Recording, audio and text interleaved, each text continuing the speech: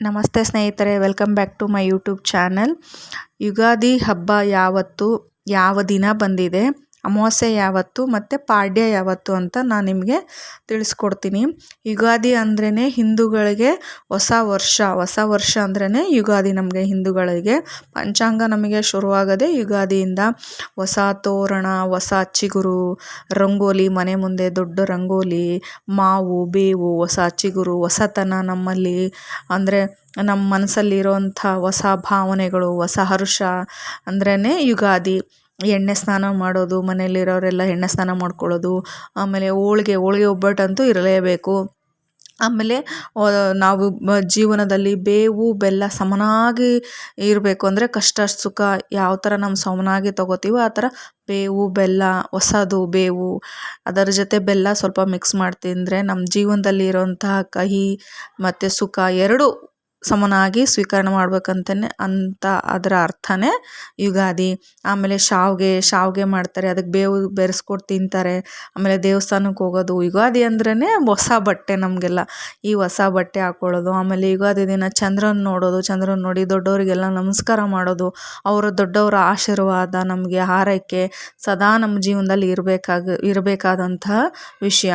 ಈಗ ಮೇನ್ ಮ್ಯಾಟ್ರಿಗೆ ಬರೋಣ. ಯುಗಾದಿ ಅಮಾವಾಸ್ಯೆ ಯಾವತ್ತು ಮತ್ತು ಪಾಡ್ಯ ಯಾವತ್ತು ಅಂತ ನೋಡ್ಬಿಡೋಣ. ಯುಗಾದಿ ಅಮಾವಾಸ್ಯೆ ನಮಗೆ ಶುರುವಾಗೋದು ಬುಧವಾರ 18ನೇ ತಾರೀಕು ಮಾರ್ಚು 8:26 ನಮಗೆ ಶುರುವಾಗುತ್ತೆ.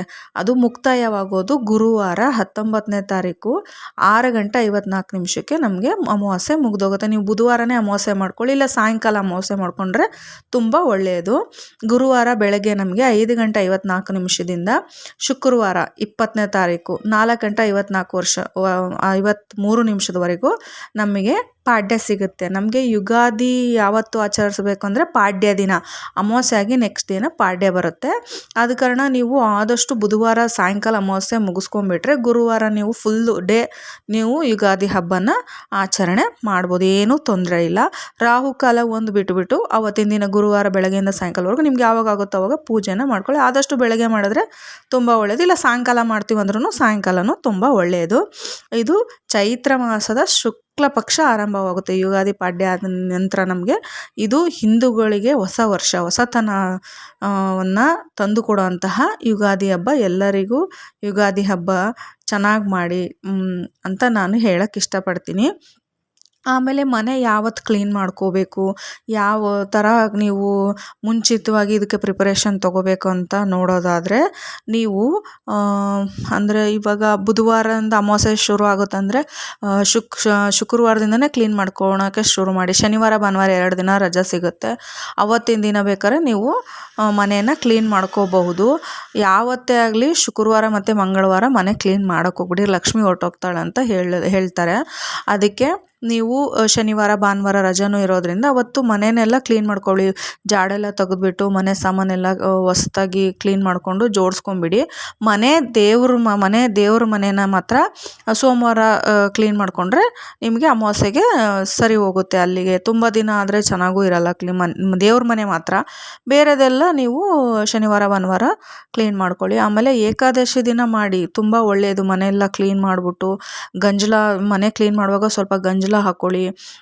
ಅದನ್ನೆಲ್ಲ ಹಾಕ್ಕೊಂಡು ಮನೇನ ಒರೆಸಿ, ಅರಿಶಿನ ಒಂದು ಸ್ವಲ್ಪ ಮನೆ ಒರೆಸೋ ನೀರಿಗೆ ಅರಿಶಿನ, ಉಪ್ಪು, ಕಚ್ಚರ್ಪೂರ, ಗಂಜಲ ಎಲ್ಲ ಹಾಕಿ ಒರೆಸಿದ್ರೆ ನಿಮಗೂ ಮನಸ್ಸಿಗೂ ನೆಮ್ಮದಿ ಅನಿಸುತ್ತೆ. ಮನೆಯಲ್ಲೂ ಪಾಸಿಟಿವ್ ಆಗಿ ಇರೋಂಥ ಎನರ್ಜಿ ಬರುತ್ತೆ. ಹೊಸ ವರ್ಷನ ತುಂಬ ಚೆನ್ನಾಗಿ ಆಚರಣೆ ಮಾಡ್ಬೋದು. ಆಮೇಲೆ ಮನೆಯಲ್ಲಿರುವಂಥ ಬೇಡವಾದ ವಸ್ತುಗಳು ನಿಮ್ಗೆ ಯೂಸ್ ಆಗಲ್ಲ ಅನ್ನೋದೆಲ್ಲ ತೆಗೆದು ಆಚೆ ಹಾಕ್ಬಿಡಿ. ಅಂದರೆ ಕೊಟ್ಬಿಡಿ, ಯಾರಿಗೂ ಯೂಸ್ ಆಗುತ್ತೋ ಅವ್ರಿಗೆ ಕೊಡಿ, ಇಲ್ಲ ಬಿಸಾಕ್ಬಿಡಿ, ಬೇಡ.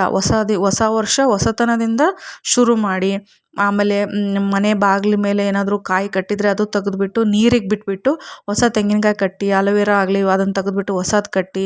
ನೀವೇನಾದರೂ ಕಟ್ಟಿದರೆ ಲಾಳ ಆ ಥರ ಕುದುರೆ ಲಾಳ ಕಟ್ಟಿರ್ತಾರೆ, ಆ ಥರ ಕಟ್ಟಿದರೂ ಪರವಾಗಿಲ್ಲ. ಇದನ್ನು ಮಾಡಿಬಿಟ್ಟು ಹೊಸದಿಲ್ಲ ಅಂದರೆ ಅದನ್ನು ವಾಶ್ ಮಾಡಿಬಿಟ್ಟು ಇನ್ನೊಂದು ಸತಿ ಪೂಜೆ ಮಾಡಿಬಿಟ್ಟು ಇನ್ನೊಂದು ಸತಿ ಕಟ್ಟಿ, ಏನೋ ಹೊಸದು ಕಟ್ಟಿ ಅದನ್ನು ತೆಗೆದುಬಿಟ್ಟು, ನಿಂಬೆಹಣ್ಣು ಕಟ್ಟಿದ್ರು ಅಷ್ಟೇ, ಅದನ್ನು ತೆಗೆದುಬಿಟ್ಟು ಹೊಸದನ್ನು ಕಟ್ಟಿ. ಆಮೇಲೆ ಈ ಥರ ಮಾಡ್ಕೊಳ್ಳಿ. ನಿಮಗೂ ಮನಸ್ಸಿಗೂ ತುಂಬ ಶಾಂತಿ ಅನಿಸುತ್ತೆ, ಪಾಸಿಟಿವ್ ಫೀಲ್ ಆಗುತ್ತೆ. ಮನೆಗೆಲ್ಲ ಧೂಪ ದೀಪ ಹಾಕಿ ಎಳ್ಳು ಬೆಲ್ಲ ಮಾಡಿ ದೇವ್ರಿಗೆ ನೈವೇದ್ಯ ಇಟ್ಟು ನೀವು ಅದನ್ನು ಸವಿರಿ. ಆಮೇಲೆ ಅಮಾವಾಸ್ಯೆ ದಿನ ಏನು ಮಾಡ್ಕೋಬೇಕು ಅಂತಂದರೆ, ಅಮಾವಾಸ್ಯೆ ದಿನ ನಿಮಗಾಗಲಿ ಮನೆಗಾಗಲಿ ದೃಷ್ಟಿ ತೆಗೀರಿ. ದೃಷ್ಟಿ ತೆಗೆದ್ಬಿಟ್ಟು ಈ ಥರ ಯುಗಾದಿ ಹಬ್ಬನ ಆಚರಣೆ ಮಾಡಿ.